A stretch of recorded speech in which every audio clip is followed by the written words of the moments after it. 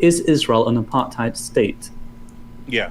So it really depends on your definition, but whether you say technically it's based on race or religion, and is it within the territory that you control, but what does it mean that you control the territory? You can, slice and dice that in a lot of different ways. But the most important part of it is, no matter what word you use, is Israel occupying the 5 million Palestinians? I can't do anything about the volume, Yes. guys. Have they been doing it for over 50 years? Yes. Is that brutal oppression of the Palestinians? Yes. Is it a racist ideology to say that the Palestinians cannot govern themselves, that they're too violent and they just want to Holocaust the Jews and they could never be reformed and hence they need to be dominated, oppressed, and occupied for the rest of time? Yeah, that's a racist ideology, and it's been around for 50 to 75 years, and so no matter what label you put on it, it's completely and utterly unacceptable, and the occupation should end immediately. Would you call it an apartheid? Look, I don't mind calling it an apartheid. Yes, it is a version of apartheid. So in South Africa, it was white people doing it to black people within the same country. Here, eventually it should be two different countries, but Israel effectively controls all of that land and is doing it based on Palestinians. And they say, yes, Palestinians and Arabs can vote within Israel, but we have 5 million people that we're keeping in an open-air prison, but they don't count. No, they do count. You are oppressing them. You are occupying them. It's not a democracy when you occupy 5 million people. They don't have any sovereignty. So I don't feel uncomfortable calling it apartheid. If people catch feelings over that, well, then end the occupation, and then we'll call it a democracy, and everybody will be happy with the two-state solution. And by the way, that'll make Israel much more safe. I mean, the whole point of Israel was to be a safe haven for oppressed Jews throughout the world. And as long as you continue to occupy the Palestinians, well, you're never going to get a safe haven, because who would agree to be occupied? Which people, whether they're race, religion, nationality, ethnicity, would say, yeah, we accept permanent occupation, and we love our occupiers.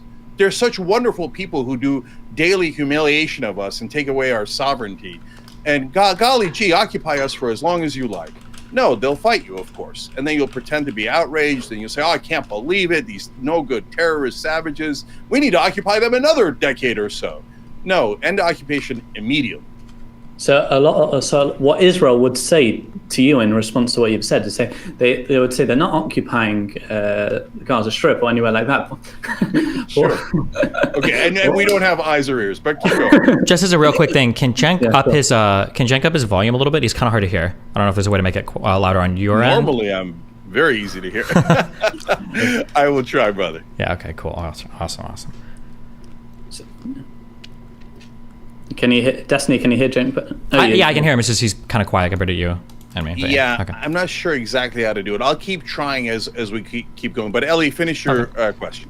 Yeah. So what Israel would say, that they're not occupying Gaza Strip, but what they are doing is putting a lot of security measures in place because there are a lot of dangers to Israel and to the security threat of Israel. So they would say it's the opposite way around. What they're doing is they're doing it to defend themselves, rather than I think what you're saying is by putting those security measures in place, or not security measures. You're saying further than that, but that is what's causing their attacks to come. Is that what you're saying? Yeah, obviously. So if I go and take 20 members of your family and I put them, lock them up in my backyard, and they can't control whether they can get out or they can't get out. They can't control the water, the power, electricity, and every once in a while I can come and kill some of them, and there's no consequences whatsoever. And then I say, well, I'm doing it for my own safety because I'm worried these guys might attack me. Well, they're much more likely to attack you if you keep imprisoning them in your backyard. So if you never end the occupation, what you wind up doing is creating a situation where there's a permanent state of conflict. And then to use that conflict as a justification for further imprisonment is ironic, because then at that point you're saying, well, I had to imprison them because they might attack me because I've imprisoned them. How about you try peace instead? And by the way, of course, Israel has tried peace in the past, and it has worked spectacularly. They did it with Egypt, and Egypt was considered the same exact propaganda was used against Egypt as the Palestinians. Violent, savage Muslims, they attacked us. It's a security issue. We have to contain them. They can never be trusted. They want to wipe out all the Jews. And then after the Camp David Accords, it turned out none of that was true. And they've had peace ever since. So Israel should do something dramatic, which is dramatically different than what they've been doing, which is peace. To actually do, and I would even do it unilaterally. I would do 1967 borders, build giant walls, say, sorry, nobody crosses the border, but you have your own state and you fully control it. And it would be incredibly magnanimous. It would be history making, and the world would deeply appreciate it. And it would make Israel 100 times safer. Destiny, how would you respond? To the initial part, to the apartheid question, I find that the apartheid question is entirely irrelevant to the analysis of the conflict. The problem isn't the apartheid conditions, kind of. The problem is the occupation. As long as the occupation continues, the apartheid will never end. If the occupation ends, then hopefully, as the Palestinians govern their state, the apartheid conditions wouldn't exist. So I feel like the fixation on the apartheid stuff is either somebody that doesn't understand what is required to end the apartheid, or unfortunately, I think sometimes it's people who are trying to sneak in or beg the question about a one-state solution. The idea that the only way the apartheid can end is if the conditions are equivalent for Israeli and Palestinian people all living under one state with the same rights to vote and with an infinite right of return for Palestinians. So I find that the fixation on apartheid is a little silly. I take issue with a lot of the comparisons that people draw when they talk about the Palestinians living in the Gaza Strip. People say things, or they use these analogies like, imagine if I locked people up in my backyard and then they attacked me. Well, what if they attacked you first and then you locked them up? Because the Gaza Strip wasn't always embargoed. The Gaza Strip wasn't always under the thumb of Israel as strictly as it is now. It was only after Hamas took power. It was only after rocket attacks. It was only after a number of terrorist attacks came from this region that Israel decided, hey, maybe we should lock this region down. There's a reason why the Gaza Strip is under careful surveillance and the West Bank isn't under the same types of restrictions for what goes in and out of that territory. There's a reason why Israel isn't the only country that has Gaza as an open-air prison, but Egypt enforces that border as well. And it's because there's a lot of bad stuff that comes from this particular region, including terrorists, smuggled arms in and out, illegitimate cash used for bad things, like et cetera, et cetera, et cetera.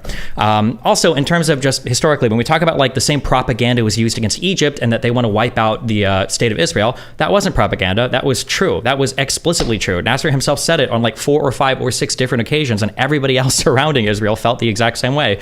To be fair, they had reason to feel it. Ever since 48, they obviously didn't like them. But yeah, I mean, it's also true that as other states have pursued peace with Israel, Israel has indeed accepted peace. But I think that speaks more to the goodwill of the Israeli people, and it's not kind of any salvation for the Palestinians to look towards. As Egypt looked towards peace, Israel agreed. As Jordan looked towards peace, Israel agreed. As the Abraham Accords rolled out and other states in the Gulf looked towards peace, Israel agreed. What are the common factors? The common factors are other countries sincerely pursuing peace agreements with Israel. Palestinians have not really done that yet.